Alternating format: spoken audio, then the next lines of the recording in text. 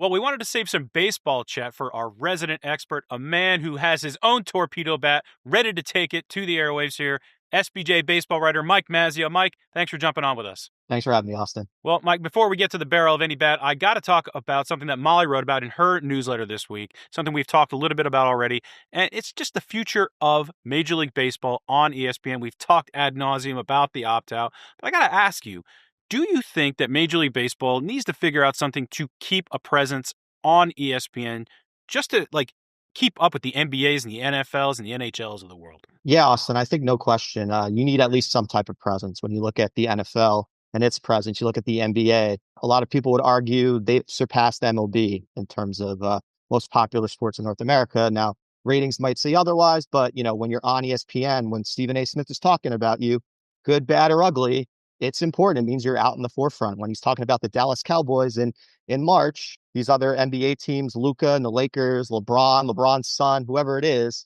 those are the big topics. That's what the fans want to hear about. And for MLB to not be in that conversation, that's a little concerning. I mean, there's so much, star power in this sport. Judge, Otani, Skeens, De La Cruz. I mean, there's so many great talents. Attendance is up. New rule changes have been phenomenal for the sport, but at the same time, you've got these issues long term, right? With the CBA coming up, you've got the Dodgers at one end of the spectrum at 330 million a year that they're getting from TV. Then you've got the Marlins, the Pirates, some of these other teams that are barely scraping by 8 figures a year. Huge disparity there. MLB TV revenue is 25% of team revenue. So again, as we go through this ESPN thing, it seems like it's about dollars and cents. Obviously, when you look at the package ESPN has, what they wanted to pay versus what MLB wanted, that's the disparity. So we'll see what happens. But yes, I think it's extremely important for ESPN to have some sort of presence. I mean, when I was a kid, you're always watching McGuire Sosa in the morning on SportsCenter, and you're always watching Baseball Tonight. It was the best show. For that to go away, and now for ESPN to potentially not have any baseball packaging at all is incredible, given the 3 decade long history of this thing. Well, we know that MLB doesn't want to come back to the table with ESPN until ESPN changes that financial offer. They feel they're lowballed, especially compared to an NBA and an NFL. And ESPN wants to keep MLB. We know that too. We got to make the economics work. We've talked about it. MLB was getting $550 million in that deal, only ESPN only making around 150. Math is math. At least that's what my professors told me back in school. And yeah, they need to figure out a way to make it work. But I got to agree with you, Maz.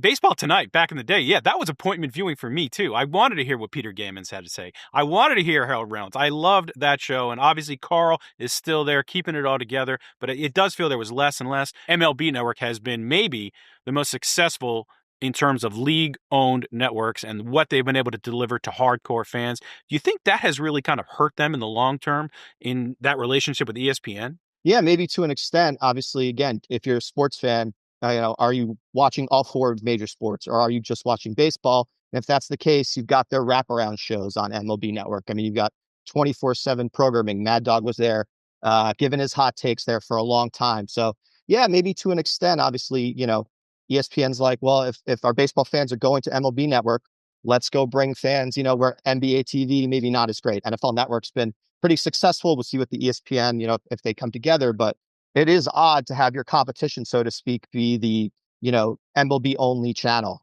And yes, you might have seen some fragmentation there where people say, okay, we're done with ESPN. They're really focused on NBA and NFL and college sports. Hey, let's go to a place where MLB is king, and that's MLB Network. It's funny you bring up NFL Network and NFL media and all of the talks that we've heard out there about ESPN potentially, investing in or acquiring NFL media.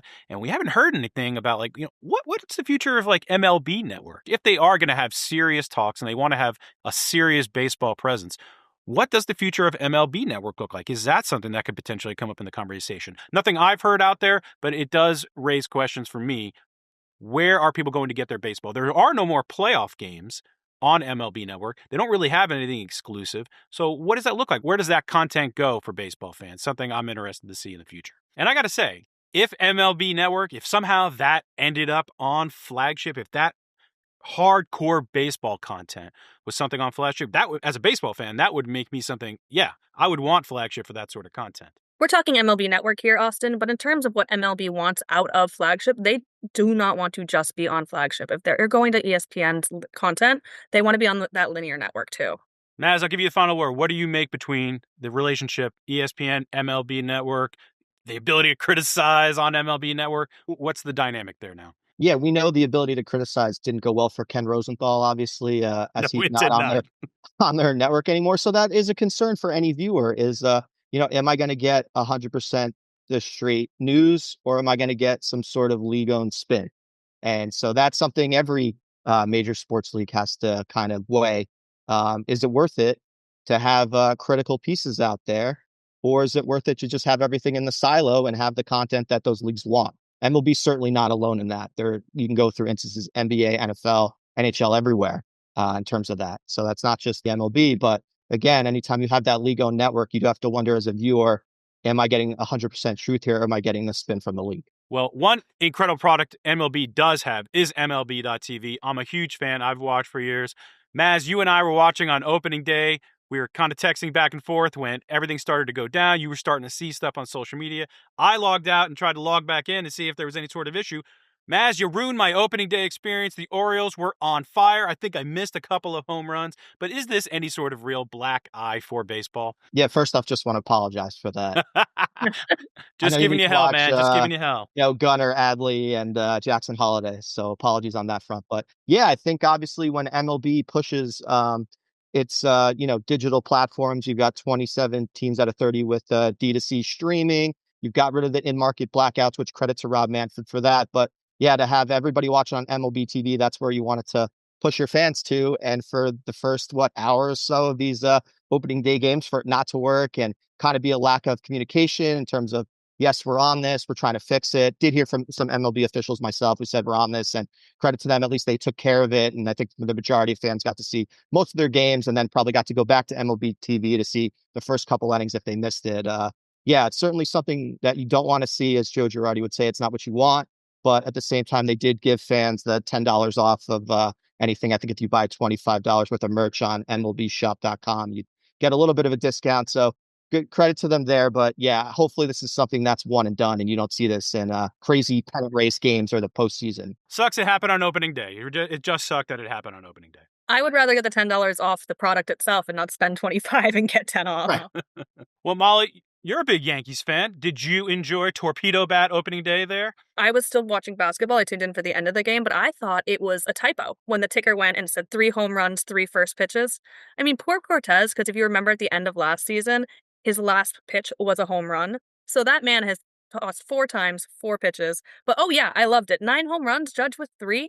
Go Yankees. The way they blew out the Brewers. I mean, I've heard, Matt, you probably know better than me, but I'm getting alerts that like other teams are ordering these bats. So like, what the heck? Yep, we saw Ellie De La Cruz with that in the Reds. I think he hit a couple. But, I want to stick with the Yankees because the Torpedo Bat situation could not have come at a more interesting time, just given Yes Network and Comcast. That was had the expiration of that deal. Looks like they got something done. But Maz, I'm going to go to you first on this. Like, what do you think about just the whole RSN situation and what the Yankees were able to get done with this deal with Comcast? Yeah, I mean, you sent me the email, Austin. I was just getting home from a New Jersey Devils game, was in Penn Station, tweeted it out. I guess it hadn't been out there, so my Twitter exploded. Yankee fans obviously could breathe a sigh of relief. I'm sure, for Yes and Comcast, good to get the deal done. You don't want to have this stuff out in public. We just saw it with MSG Networks.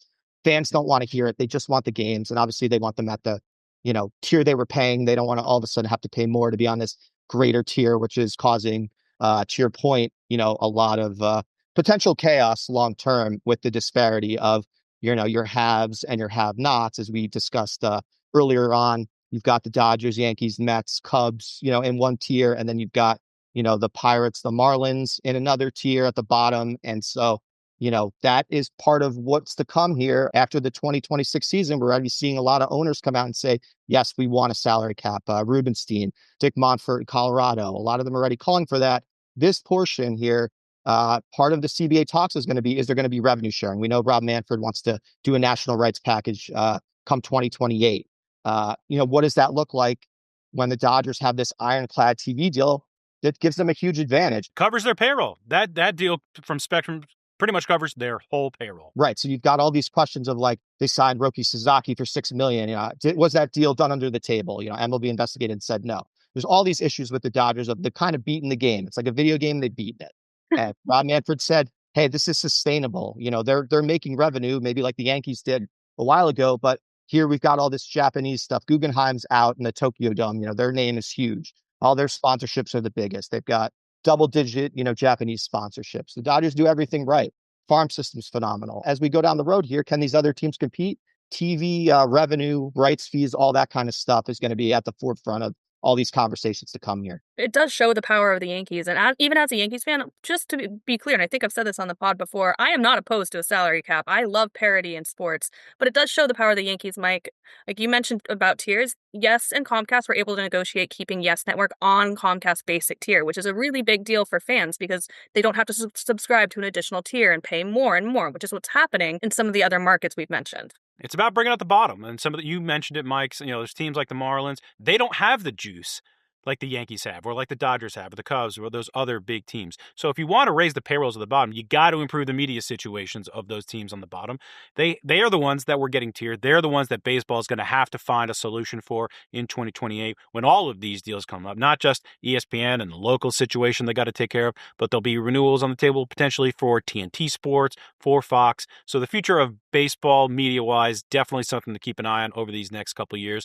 In the short term, what's going to happen with those package of ESPN rights? Where does the Derby go? Where does the wild card round go? And where does Sunday Night Baseball go? And I'll leave it at this, like for the both of you all, does Sunday Night Baseball come back to ESPN or does it go to another partner? What do you think? I don't see a foreseeable future where Sunday Night Baseball comes back to ESPN, at least for these next 2 years. I'm not saying anything about 28, but right now, MLB's trying to find a stopgap for these 2 years. It's going to be the temporary 2-year package, but they've got the wild card, the home run derby, and Sunday Night Baseball. I do believe ESPN is interested in keeping some of that package, but I don't think it will be Sunday Night Baseball. Maz, are you hearing anything different? Yeah, I mean, I think, when Rob Manfred said on the record during his media tour prior to opening day that he wants Sunday Night Baseball and broadcast, obviously lent itself to NBC. They seem interested. That seems like maybe a short-term match, potentially a long-term fit in terms of Sunday Night Baseball. And then the Home Run Derby, Fox seems interested. Obviously, they already have the All-Star game. I do think it would be interesting. This is me throwing out there, like if Netflix has done so many one-offs, like they could be interesting for an event like the Home Run Derby because you think maybe they do it differently. We've seen Apple come into play. I know probably you guys have said this, their broadcast quality just looks so much better. It really is phenomenal. I was watching the Astros Mets game Friday night. It looked incredible.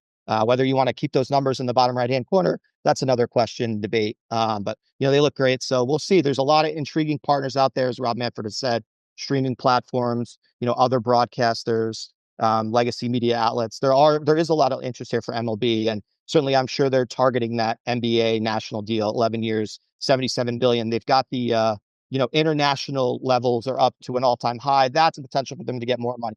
And that's another conversation probably for another day. But just the incredible, $25 million to watch the opener Cubs Dodgers at the Tokyo Dome in Japan. I mean, there's a lot of potential there. And that's something maybe MLB didn't expect. And, you could talk about all these Japanese players, and there are a lot of phenomenal ones, but Ohtani's a separator. It's just incredible to have a Babe Ruth-like player in this era that we get to watch all the time. And, he's a cash cow for them, for the Dodgers, and then potentially for MLB as they look to national rights, not only on U.S. soil, but also internationally as well. MLB is definitely interested in those international rights, and that's where you bring up Netflix or an Amazon. They're like the Yankees and the Dodgers. They don't have a salary cap. Well, Mike, we know you want to get back in the cage, take some cuts with your fresh torpedo bat. I'm sure you got a couple there at home.